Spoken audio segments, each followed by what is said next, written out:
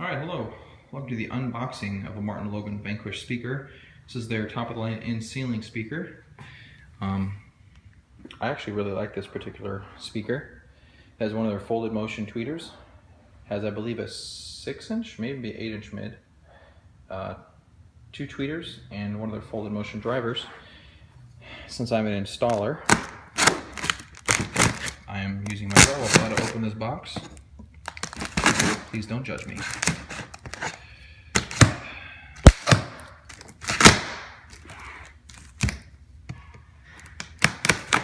Do this review video. Here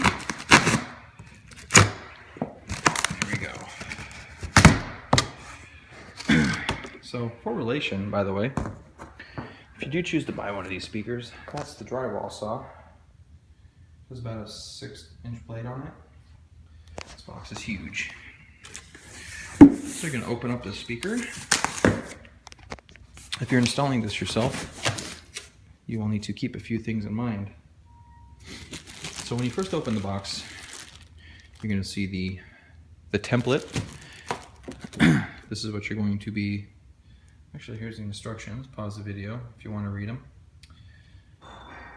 I think it says right here, it's a 13 and I believe about 1/8 of an inch diameter for cut-in. It comes with a magnetic grill. These are very flat. I suggest don't touching those until you're ready to. Comes with a nice user manual, which is mainly pointless. And the speaker itself. The speaker is actually extremely heavy for an in-wall speaker. It comes with a handle.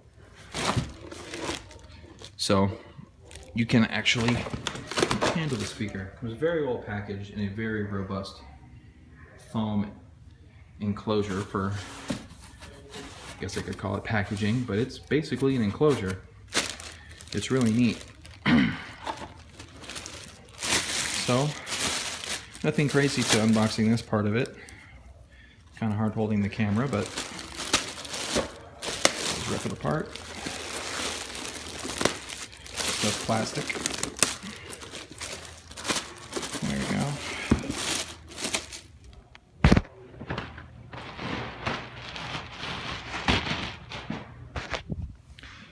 Okay, how to put the camera down and take off the plastic. So this has wing nuts here that hold this handle. So the way this works is that when you go to mount it, you can do it like that, because you're going to need one hand to drill it in with the drill. And use a drill. Don't use a screwdriver and hate yourself. If you use a screwdriver, you will hate yourself. So after you cut the hole in the ceiling, you will shove this in the ceiling. And I'll take these wing nuts off. So you can actually slide them off. They make it easy to do that. So I'm going to slide it off just to show you before I put it back on. So the speaker itself, like I said, I believe that's a 6-inch woofer, has 2 3-inch mids and a folded motion tweeter.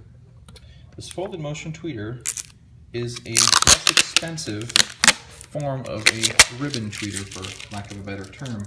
It's not a typical ribbon tweeter, but does the job. These are very good sounding in-wall speakers. Very good sounding. I think they retail for $1,300.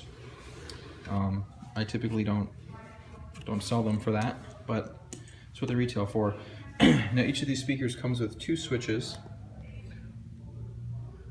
One has you indicate whether it's a left front or right surround, or right front or left surround. What this does, I believe, is, I think it attenuates one of these mids. I'm not 100% sure. And center channel or front or surround. So I'll read the manual later and tell you exactly what those are for. I don't recall off the top of my head. I haven't put one of these in probably a year. I'm doing 4 today. So if we go to the back of this beast, on the back you're going to have your serial number, some nice push terminals, and if you notice, the magnet of the woofer barely sticks out beyond the casing. I don't know why they didn't make the casing a little bit bigger, but they didn't. So we have some nice vents here for the crossovers in case you're pushing a lot of power through it. As you can see, the crossover components are extremely beefy. They're very big. That's a 10-watt resistor. You have all kinds of other electronics. Your speaker terminals or your speaker wires are well soldered over here. The mounts for these speakers are actually unlike any other speaker that I've seen, that I can at least recall off the top of my head. Most have a single wing nut. This actually has a large mount, and it takes two different screws to make this come down. I always use a drill to put my in-ceiling speakers in. If you don't, I'm sorry. Call me unprofessional for using a drill to put in-ceiling speakers. I've been doing this 16 years. I think I've cracked one wing nut, and that was within my first year of doing it. Since then, haven't cracked one. Learn how to use your drill.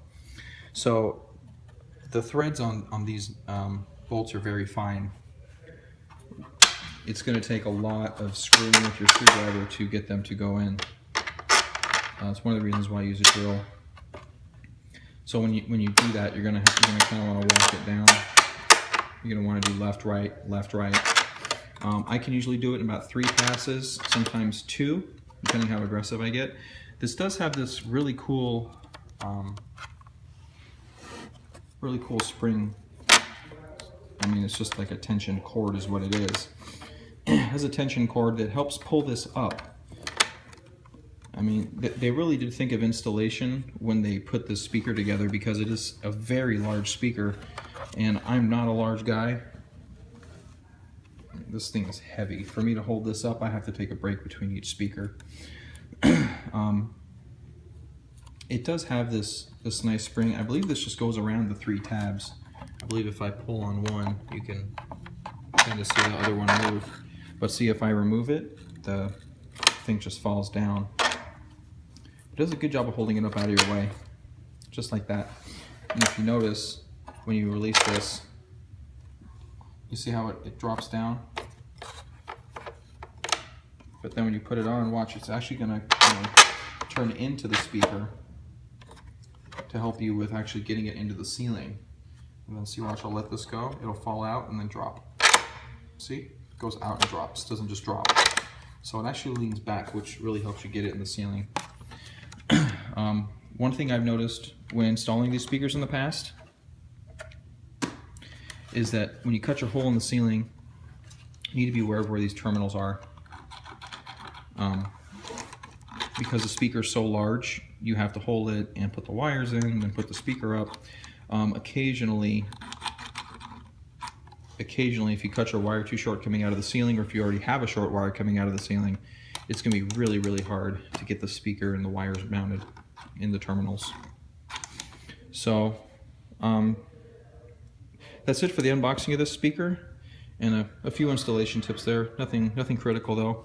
I will say, just kind of focusing and realizing what these mounting things do is going to get you a little bit ahead of the game.